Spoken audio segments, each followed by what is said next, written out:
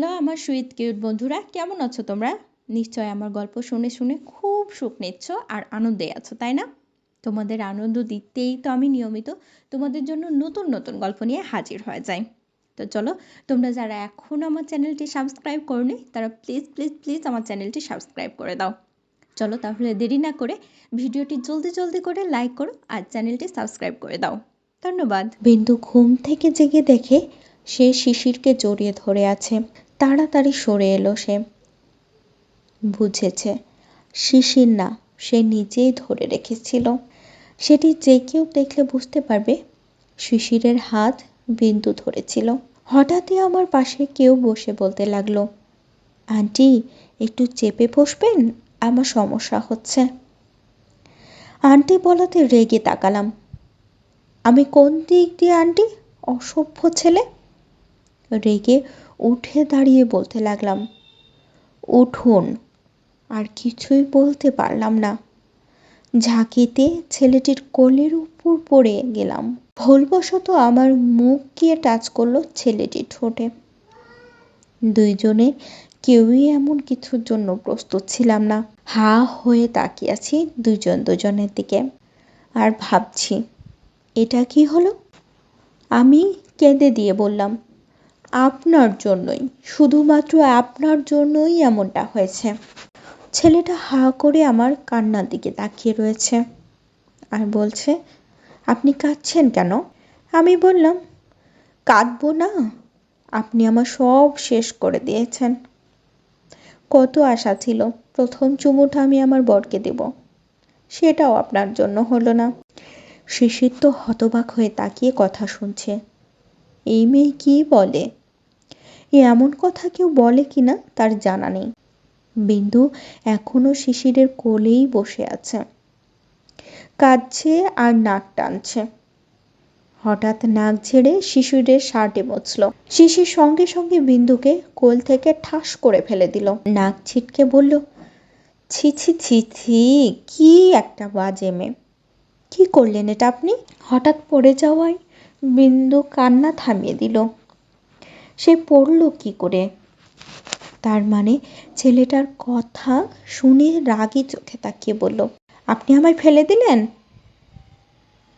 ছেলেটি বলল, হ্যাঁ। ছি, কি বাজে আপনি, দেখুন তো কি করলেন আমার শার্টটা। মেয়েটি বলল, এই সামান্য কারণে আপনি আমায় ফেলে দিবেন? এখন যদি আমার পা ভেঙে যায় তাহলে আমি কিভাবে পালাবো? ছেলেটি অবাক হয়ে বলল, হোয়াট? মেয়েটি বলল, আপনার জন্য যদি আমার পা ভেঙেছে তো আপনাকে আমি, এই বলে হাত উঠিয়ে মারতে গেল। আশেপাশে সব লোক জড়ো হয়ে গেছে ঝগড়া শুনে। সবাই বলতে লাগলো, কি হয়েছে এখানে? কারো কথায় বিন্দু আশেপাশে তাকিয়ে দেখে ট্রেনের সব যাত্রী ওদের দিকে তাকিয়ে আছে। বিন্দু তাড়াতাড়ি সিটে বসে পড়ল আর মনে মনে ভাবতে লাগলো, না না বিন্দু, মাথা ঠান্ডা করো, এটা পাবলিক জায়গা, এখানে ঝগড়া করা যাবে না। সবাই যদি ট্রেন থেকে নামিয়ে দেয় তখন? সবাই শিশিরকে ঝেঁকে ধরে বলে, কি হয়েছে, এত চেঁচামেচি কেন? কি বলবে ভেবে না পেয়ে বলল, কিছু না। এই বলেই সিটে এসে বসে পড়ে। এরপর দেখে ওই মেয়েটা বোরখা খুলছে। এবার বুঝতে পারল মেয়েটার রাগে, কারণ একে তো আমি আন্টি বলেছিলাম, বোরখার হিসাবে তো তাকে এটাই ভেবেছিলাম। শিশির টিস্যু বের করে শার্ট মুছতে লাগলো আর বলল, আপনার মতো মেয়ে আমি জীবনেও দেখিনি। কি করলেন? মেয়েটা বলল, একদম বাজে কথা বলবেন না। ঠিক হয়েছে, আমাকে আন্টি বলা না, আবারও ফেলে দেওয়া। মেয়েটি বলল, একদম বাজে কথা বলবেন না। ঠিক হয়েছে, আমাকে আন্টি বললেন তাই না, আবার ফেলেও দিলেন। ছেলেটি বলল, আমি আপনাকে ইচ্ছে করে ফেলিনি, আর তখন আপনাকে আন্টি লাগছিল। মেয়েটি বলল, ইউ, আবার আমাকে আন্টি বলছো? তুমি জানো কত ছেলের ক্রাশ আমি, আর তুমি আমাকে আন্টি বলছো? ছেলেটি মনে মনে ভাবতে লাগলো, এই মেয়ের অহংকার বেশি, এর সাথে কথা না বাড়ানোই ভালো। দেখতে অবশ্য খারাপ না, কিন্তু এমন অহংকারী মেয়ে অসহ্য লাগে তার। এই ভেবেই শিশির চুপ করে অন্যদিকে তাকিয়ে রইল। বিন্দু কি করবে ভেবে না পেয়ে ফোন বের করে গান ছেড়ে কানে ইয়ারফোন দিল। গান শুনছে আর ডলছে। শিশির বিরক্ত হয়ে মেয়েটির দিকে তাকালো আর বলল, এই যে আপনি নাচছেন কেন? মেয়েটি বলল, হোয়াট? আমি নাচছি কোথায়? আপনার চোখ কি অন্ধ নাকি? চোখে দেখেন না? বলল, না, আমার চোখ ঠিকই আছে। আপনার এই দোলা আমার কাছে নাচ মনে হচ্ছে। দয়া করে একটু শান্ত হয়ে থাকেন, আমার প্রবলেম হচ্ছে। মেয়েটি আমার কথা শুনে বলল, আপনার কথা মতো আমাকে চলতে হবে নাকি? যা করছি সবই তো আপনার প্রবলেম হচ্ছে। এত প্রবলেম হলে উঠে অন্য জায়গায় বসুন। একদম আমাকে ডিস্টার্ব করবেন না। শিশির আর কিচ্ছুই বলল না। এর মেয়ের সাথে কথা বলে পারা যাবে না। চুপ করে আছে। হঠাৎ কিছু পড়ে যাওয়ায় তাকিয়ে দেখে মেয়েটা ভয় নিয়ে ফোনটা নিচে পড়ে গেছে। শিশির আর কিছুই বলল না। এই মেয়ের সাথে কথাই পারা যাবে না। চুপ করে আছে। হঠাৎ কিছু পড়ে যাওয়ায় তাকিয়ে দেখে মেয়েটা ভয়ে ফোন নিচে পড়ে গেছে। ফোনের দিকে তাকিয়ে দেখি একটা ফোন এসেছে, কিন্তু ফোন দেখে এত ভয়ের কি আছে? মেয়েটা অবাক হয়ে মেয়েটার দিকে তাকিয়ে আছি আর বলছি, কি হলো? আপনি এত ভয় পাচ্ছেন কেন? বিন্দু কোনো কথা বলছে না। শিশির ফোন উঠিয়ে দেখল আব্বু লেখা। তাকে ফোনটি দিয়ে বলল, আপনার আব্বু ফোন দিয়েছে, ধরেন কথা বলুন। এ বলে শিশির ফোন রিসিভ করতে যায়। বিন্দু টান মেরে ফোনটা নিয়ে নেয়, তারপর কল কেটে ফোন বন্ধ করে দেয়। শিশির হা হয়ে আছে। ফোন কেন কাটলো? আর কেনই বা ফোন বন্ধ করে দিল? ওর মাথায় আর কিছু ঢুকছে না। এটা কি হলো? আপনি ফোন বন্ধ করলেন কেন? আর আপনার পরিবারের সবাই তো চিন্তা করবে। মেয়েটা বলল, করুক। শিশির আবারও বলল, আপনি তাদের ইচ্ছা করে চিন্তা করাবেন? কেমন মেয়ে আপনি? বাবা মাকে চিন্তিত। শিশির বিন্দুকে বলল, আপনি তাদের ইচ্ছে করে চিন্তা করাবেন? কেমন মেয়ে আপনি? বাবা মাকে চিন্তিত রাখতে পারলে আপনার ভালো লাগে? বিন্দু বলল,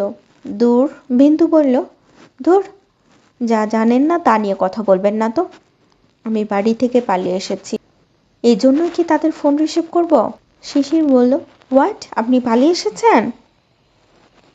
বিন্দু বলল, সে বলল, কিন্তু কেন? বিন্দু বলল, আমার ইচ্ছের বিরুদ্ধে বিয়ে দিতে চাইছিল, তাই আমি পালিয়ে এসেছি। 1 মাস পর বাড়ি ফিরে যাব। শিশির হা হয়ে কথাগুলো শুনছিল। কি মেয়ে রে বাবা!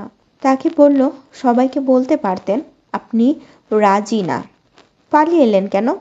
বিন্দু বলল, সবাইকে বলেছিলাম, কিন্তু শুনেনি, তাই তো বাড়ি থেকে পালিয়ে এসেছি। শিশির বলল, এখন কোথায় যাবেন? কার বাসায়? সে বলল, তাও জানি না। শিশির আবারও বলল, কি, না জেনে ট্রেনে উঠে বসেছেন?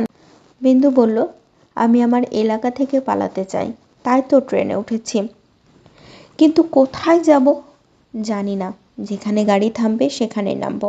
শিশির বলল, এভাবে আপনার আসাটা উচিত হয়নি। রাস্তাঘাটে অনেক বিপদ হতে পারেন, আপনার ফিরে যাওয়া উচিত। সে বলল, একদম জ্ঞান দিতে আসবেন না। ফিরে যাওয়া উচিত, ফিরে গেলেই জোর করে ধরে বিয়ে দিবে। তার থেকে এভাবে ঠিক আছি, আর বিপদে আমি পড়ব না। কারণ আমি অনেক সাহসী। শিশির বলল, আমি জাস্ট। এই বলার পর আর কিছু বলল না। তারপর বলল, হয়েছে, আর বলতে হবে না। তো আচ্ছা, আপনার নাম কি? শিশির বলল, কেন? এমনি, অনেকক্ষণ ধরে ঝগড়া করছি তো, তাই নাম না। বিন্দু বলল, তাই নাম জেনে রাখলাম। তা আপনার নাম কি? সে বলল, বলবো না। এই বলেই জানালার দিকে বাইরে তাকিয়ে রইল। আর শিশির যত দেখছে মেয়েটাকে অদ্ভুত বলে বিবেচনা করছে। ট্রেন থেমে গেছে, সবাইকে খাওয়ার জন্য কিছু নিতে বা খেয়ে আসতে বলেছে। বিন্দু তো সব শুনে নেমে গেল একাই। শিশির নেমে ফ্রেশ হয়ে এসে দোকানে থেকে কিছু কিনতে যাবে, হঠাৎ চোখ পড়ল বিন্দুর দিকে এক গাদা খাবার নিয়ে বসে খাচ্ছে। মনে হচ্ছে 6 মাস খায়নি। শিশু দেখছে আর অবাক হচ্ছে। হঠাৎ ডাক এলো কানে, ওই মেয়েটাকে ডাকছে। শিশির এগিয়ে গিয়ে বলল, কি হয়েছে, ডাকছেন কেন? সে বলল, আপনি কিছু খাবেন না না খেয়ে বসে থাকবেন? শিশির ভাবল হয়তো এত খাবার খেতে পারবে না তাই বলছে। শিশির বসে একটা খাবারের হাত দিতে যাবে অমনি বিন্দু বললে, এ কি, আপনি আমার খাবারে হাত দিচ্ছেন কেন? শিশির বলল, মানে? বিন্দু বলল, মানে আমার খাবারে হাত দিচ্ছেন কেন? সে বলল, আপনি তো বললেন। বিন্দু বলল, আমি আমার খাবার খেতে বলিনি, বলেছি আপনি আপনার মতো ইচ্ছে করলে খাবার অর্ডার দিতে পারেন। শিশির এত লজ্জা পেল যে খিদে ছিল কিন্তু খাবার আর ইচ্ছে নেই। সে রেগে সেখান থেকে চলে গেল। সে বলল, কি চলে যাচ্ছেন কেন, খাবার খাবেন না? রেগে গিয়ে শিশির বলল, না আপনি খান বেশি করে। বিন্দু বলল, ওকে, না খেলে আমার খাওয়া শেষে বিলটা পে করে দিয়ে আসেন। শিশির রেগে গিয়ে বলল, হোয়াট? বিন্দু শিশিরের সাথে কথা না বলে বলল, আপনি ইনার থেকে টাকাটা রেখে দিন। বিন্দু এই বলেই চলে গেল। এদিকে শিশুর আগুন চোখে তার দিকে তাকিয়ে আছে। কি অসভ্য একটা মেয়ে, খেয়ে নাকি আমাকে বলল আমি বিল মেটাবো, কিন্তু এই লোক তো নেবেই, বারবার চাইছে, তাই টাকাটা দিয়ে এলাম। শিশির রেগে বলল, আপনি এভাবে টাকা না দিয়ে চলে এলেন যে? কেন খেলেন? আপনি আর টাকা দিলেন না, আমি কেন? শিশির রেগে গিয়ে বলল, আপনি এভাবে টাকা না দিয়ে চলে এলেন যে? কেন খেলেন? আর আমি কেন বা আপনার টাকা দিলাম বলেন তো? বিন্দু বলল, আসলে আমার কাছে টাকা নেই। শিশির বলল, কি, টাকা নেই? তা খেতে গেলেন কেন? বলল, সত্যি প্রচণ্ড খিদা পেয়েছিল, তাই টাকা যে নাই তা মনেই ছিল না। শিশির তখন বিন্দুকে বলল, আপনি ট্রেনের টিকিট কিনেছেন? সে বলল, না। সব শোনার পর ওর কাছে টাকা নাই, গয়না আছে কয়েকটা, ওগুলো বিক্রি করবে আর আমার টাকাও নাকি শোধ করে দেবে, তাই বলল। আমি আর কিছু বললাম না, কিছুক্ষণ চোখ বুজে রইলাম। হঠাৎ ঘাড়ে কিছু একটা পড়াই দেখি